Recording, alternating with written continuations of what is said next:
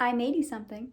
Should old acquaintance be forgot and never brought to mind? Hi folks, welcome back to Run Heathen. Today I'm going to be sharing with you my seasonal sanity strategy. And I've created a free printable just for you as a thank you for helping me fly past 2,000 subscribers. Let's get into it.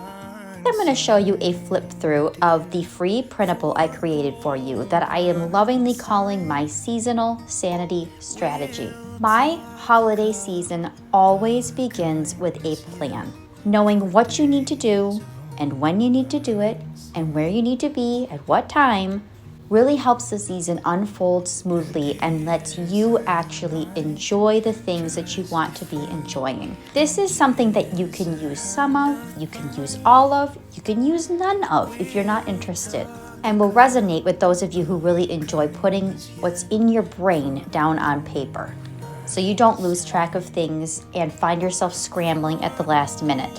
Or heaven forbid, forgetting to send an invitation or forgetting the date of an event, that kind of thing. That causes chaos, and I think you can agree we don't need any more of that at this time of year. There's enough going on, let's uncomplicate it as much as possible. At the end of this printable, I have included printer guidelines. I am not a tech genius, but I can at least give you some guidance as to how to print this as either an A5 or as a half letter, which here I have printed this as a half letter and put it in my smaller planner. But I'm going to show you writing in the A5 size as I go through each of these pages and give you an idea of how I use these planning pages to organize myself for the season. The first page is dedicated to what I personally feel is the most important at this time of year, and that is giving and charity. There are so many ways you can give back in your community, and if it's not financial, consider at least giving some of your time to something that is close to your heart. Maybe it's your local animal shelter, it's a veterans organization in your town. Food banks and shelters are really hurting right now. They need help more than ever. And any other local organizations, maybe a scouting troop could use your support, that kind of thing. Think outside the box, and you don't have to give to multiple. We like to buy from our local scouting troop at least some greenery and maybe a wreath if we're not buying a full fresh tree. I really like to still send some traditional Christmas cards, and I have a few international cards that I need to send. I like to at least put down my goal date for getting these sent, and then of course write down a formal list of who I'm sending to. Next we come to gifting. And in this sense, I mean gifting to people like family and friends, maybe your neighbors, maybe your postal worker, your mail carrier, professionals who are important in your life, like your hairstylist, your chiropractor, your massage therapist, whoever these people might be. I don't want to forget anyone, so it's nice to keep a list. And I also have a couple of December birthdays that I need to keep in mind. I don't want to lose track of those people in the Christmas rush. The next page is dedicated to parties or events that one might be attending at this time of year. So this could be work functions, this could be neighborhood Christmas parties, parties at your school, maybe your children are participating in or you're participating in if you're in higher education still, church or religious functions and Christmas parties. We really enjoy going to see the Nutcracker. That is a tradition that I try to fit in every year if I can make it work. You'll notice there are 2 department parties on here. My husband was recently transferred to a different section, and it's possible we may actually be involved in parties for both sections. So it'd be the section that he's from and the section he's now at. It may be useful to even keep track of what you're planning to wear. You can get your clothes sent out to the dry cleaners if you need to. The more composed you are going into these events and prepared you are, the smoother everything's going to go. If you need to bring something with you, write it down. Maybe it's a host or hostess gift. Maybe it's the tickets that you're responsible for. Trust me, I need this list to make sure that I'm not the person standing there going, oh no, I forgot the tickets. What parties and events are you hosting this year? When we can, we like to host an open house for whatever officers are working Christmas Eve. It's become kind of a fun tradition for us, so I have that down to account for. Any family gatherings, friend gatherings, maybe people are in town who usually aren't and you're making a point to get together. Have them at your home just for an informal visit. Maybe you're having a formal party and you need to make sure that you've accounted for when all these things are going to fit in around that. Dinner menu.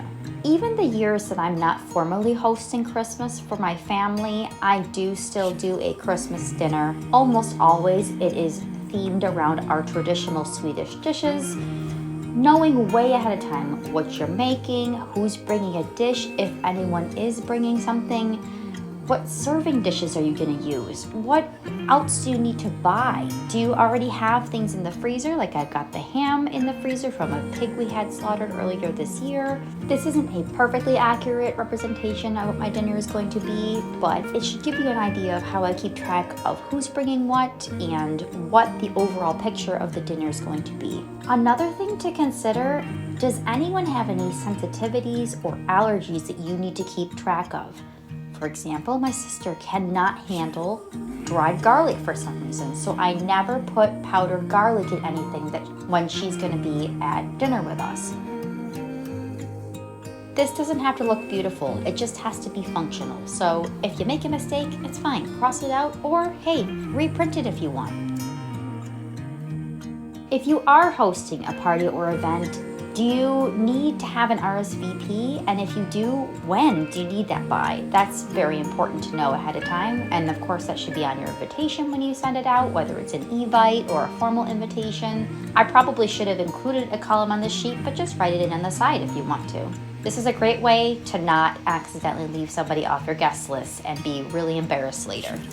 Seasonal preparedness tasks. For me, this includes things like patching a little spot on the wall that's been bothering me, getting my curtains cleaned. Maybe this means getting the rugs sent out to the cleaners, or just spot cleaning some places. Maybe this means doing some extra dusting, moving some furniture around, getting the dog groomed.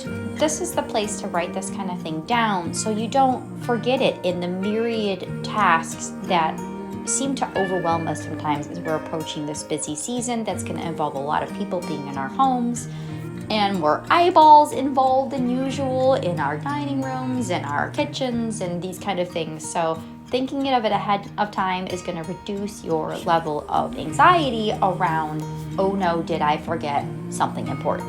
In addition to just smaller tasks, there may be some actual projects that you want to get done before the season fully hits. Maybe you want to fully repaint a room. Maybe you need to finish a project like getting some curtains done. Maybe you need to put a new roof on your chicken run, like me. Or maybe there are some projects that you thought it'd be nice to get this done, but at this point in time, it's not realistic and it just needs to get crossed off the list. Now is the time to evaluate those things and decide what actually needs to get done at this point in the season and what can be let go. As far as planning the projects themselves, I like to have a sheet for each project. At some point on this channel, I think I will go through my overall project planning strategy and how I break it down, how I make sure that I don't get overwhelmed with tasks in a project, and I can kind of do that eat an elephant one bite at a time strategy. Now, I included this brain dump page. It can be really helpful for me to just write down every single thing in my head. And in this case, my advice would be to maybe even use this first and just write down everything you can think of to do with Christmas.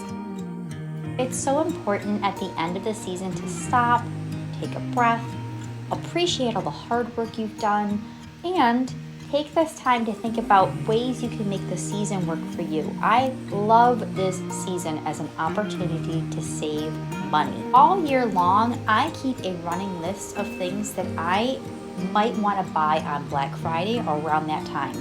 So my niece really wants an American Girl play set, so I'm looking at maybe trying to pick that up on Black Friday for her. We're looking at some things for the household. My husband wants a new compound boat. We're gonna keep an eye out for that. I need some new hunting clothes myself. I need a jacket and some scent-proof pants. And Black Friday is a great time to pick that stuff up because it's the end of hunting season and there are some really good deals. And there's a certain generator we're thinking about buying, so this is a good time of year to buy those kind of things. Any big ticket items you've had your eye on. So this is the kind of thing I like to keep track of and keep an eye out for. And most importantly, I like to kind of have an idea of how much I'm willing to spend or what a quote good deal would be on this particular item. So I'm not hoodwinked by the idea of getting a good deal. I'm actually getting a good deal. I also really like to have a list of things that I'd like to pick up after the holidays that are really deeply discounted. Maybe it's wrapping paper, maybe it's tape, maybe it is some Christmas lights because I've had a couple strands go out and I need to replace some. Maybe you want to pick up a new Christmas tree because the one you put up this year, you made it work, but it's not like your favorite, so maybe you'd like to buy a new tree. I really find value in keeping track of gifts that have been given to me, especially if there's something that I feel that I want to make sure I send a thank you card for. Maybe someone surprised me with something. Maybe someone really went out of their way. I also really like to keep track of what Christmas cards are sent to me. Anyone who sends me a Christmas card, I want to be sure that that person gets a card back from me. I have found the best time to plan for the next season is immediately after the one that has just closed. Some people balk at this and think, oh, I don't want to think about next year. Maybe there were a couple things that you'd like to do differently next year. This is the time to write it down. Maybe you want to plan dinner differently because something didn't flow the way you expected it to. Maybe someone gave you a suggestion for a great caterer and you just want to keep track of it. This is the place to put these kind of things and refer back to it at the start of next season so you can plan for success. I hope you've enjoyed this video. I want to welcome all of my new subscribers and thank you all again for helping me get past 2,000 subscribers. It's a little surreal. I was quite surprised, but of course delighted. I hope this guide helps you have a sane, enjoyable season. I appreciate each and every one of you, and I will see you all in the next video.